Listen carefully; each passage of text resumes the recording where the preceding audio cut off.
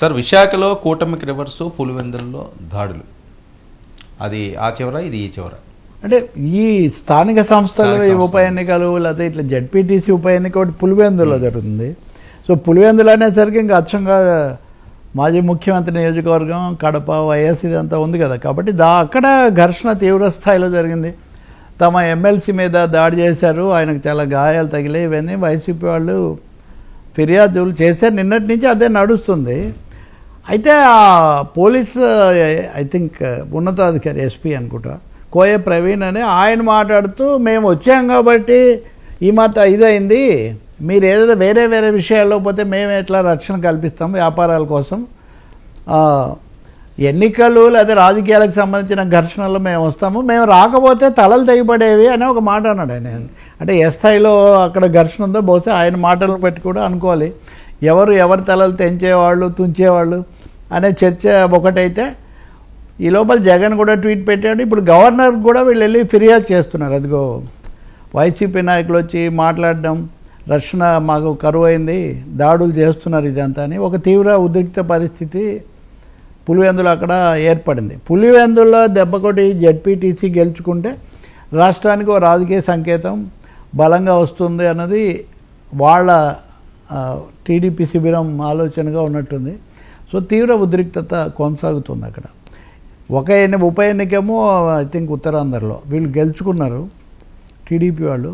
కానీ కీలకమైనది Visakha greater Visakha municipal కార్పొరేషన్లో అంతకుముందేమో అక్కడ వైసీపీకి మెజారిటీ ఉండేది, కానీ ఒక 27 మంది దాకా ఇటు మారడంతో అది అటు ఇటు జరిగి పీలా శ్రీనివాసరావు ఆయన మేయర్ అయ్యారు ఆయన. అయితే స్టాండింగ్ కౌన్సిల్ పదవులకు మటుకు జరగల 10.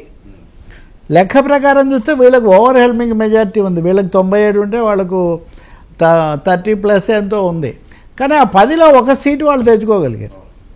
సో ఇది వాళ్ళు చాలా వచ్చింది ఒక సీట్ అయినా కానీ మేము గడ్డి పెట్టాము అనేది వీళ్ళు ఎక్కువ కనిపిస్తుంది. ఇంకొకటేమో అంతా ఇటువైపు వస్తుంది, అధికారం కూడా ఉంది, స్థానికంగా కూడా మార్చేశారన్న తర్వాత కూడా స్టాండింగ్ కౌన్సిల్లో ఒక స్థానం మేము తెచ్చుకోవటం.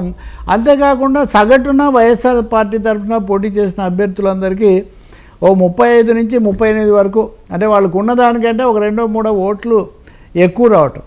సో దీన్ని బట్టి క్రాస్ ఓటింగ్ జరిగింది అనేది ఒకటి. రెండవది నిన్న కూడా మనం అనుకున్నాం, అధికారం మారి ఇదంతా ఉంది, కేసులు వీటన్నిటి వల్ల సామూహికంగా మారిపోతుంది సీన్ అన్నదైతే అది జరగడం లేదు. విశాఖపట్నం లాంటి చోటే జరగలేదు అన్నది. సో లోకల్ బాడీ ఉప ఎలక్షన్స్ వీటిలో మటుకు ఇవి ఒక రాజకీయ సంకేతాలలాగా ఇవి కనిపిస్తున్నాయి. అయితే కింద ఘర్షణలు ఇంకా ఏ స్థాయికి పోతాయి? ఇప్పుడు ఉదాహరణకు పులివెందులో వాళ్ళు బీటెక్ రవి మీద వాళ్ళ ఆరోపణలు చేస్తున్నారు. ఈ సమయంలోనే మనం తిరుపతిలో కనుక చూస్తే, తిరుపతిలో వైసీపీ వాళ్ళు ఒక వ్యక్తి మీద దౌర్జన్యం చేశారని అక్కడ పోలీసులు కేసు పెట్టిన ఘటన కూడా ఉంది. సో తీవ్ర ఉద్రిక్తత, దాడులు, ఇవి కేసులు కాదు, ఇవి ప్రత్యక్ష ఘర్షణలు, దాడులు. పోలీసులు కూడా రంగంలోకి వచ్చి వైసీపీ వాళ్ళ మీద, తిరుపతిలో అయితే వైసీపీ మీద అనుకోండి. ఇంకా నేను ఉదయం ఒక ఛానల్లో చూస్తున్నాను, అసలు పోలీసుల అదుపులో ఉన్నటువంటి వ్యక్తిని పట్టుకుపోయారు వైసీపీ వాళ్ళు. రాష్ట్రంలో కూటమి ప్రభుత్వం ఉందా లేకపోతే ఇంకా భూమన కరుణాకర్ రెడ్డి రాజ్యమే నడుస్తుందా అని సవాల్ చేస్తూ ఉన్నారు అక్కడ. సో అటు చూస్తేనేమో బీజేపీ నాయకుడు ఆయన భానుప్రకాష్ అక్కడక్కడ మాట్లాడుతున్నారు. ఆయన ఏమని, జగన్ మీరు దళితులంతా పరామర్శిస్తూ ఉంటారు కదా, మరి తిరుపతిలో ఇలా దౌర్జన్యం చేశారు, మీరు వచ్చి పరామర్శిస్తారా అని ఆయన సవాళ్ళు విసురుతున్నారు. సో ఏపీ రాజకీయాలు మొత్తం మీద చాలా హాట్గా ఘర్షణలు, దాడులు, పోలీసులు, కేసులు అన్నట్టుగా నడుస్తున్నాయి. ఇందులో కొంచెం ఇది ఒక్క సీటు రావడం అన్నది కొంచెం మాకు రిలీఫ్ అన్నది వీళ్ళు ఆలోచిస్తున్నారు.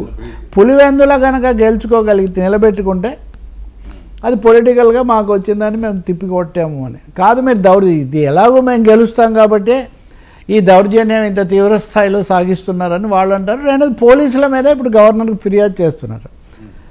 ఇప్పుడు ఆ పోలీస్ ఆఫీసర్ కోయ ప్రవీణ్ మాట్లాడింది, మీరు అసలు తెలుగుదేశం తరఫున ఉన్నారా అది ఇదేనా ఆయన మీద ఆరోపణలు చేస్తున్నారు. మరి వాళ్ళు మళ్ళీ పోలీస్ అసోసియేషన్ గతంలో చెప్పినట్టుగా మళ్ళీ ఏమైనా జవాబు చెప్తున్నామో తెలీదు. బట్ ఎనీవే టాప్ టెన్షన్ అయితే నడుస్తూ ఉంది, అంతవరకు ఖాయం.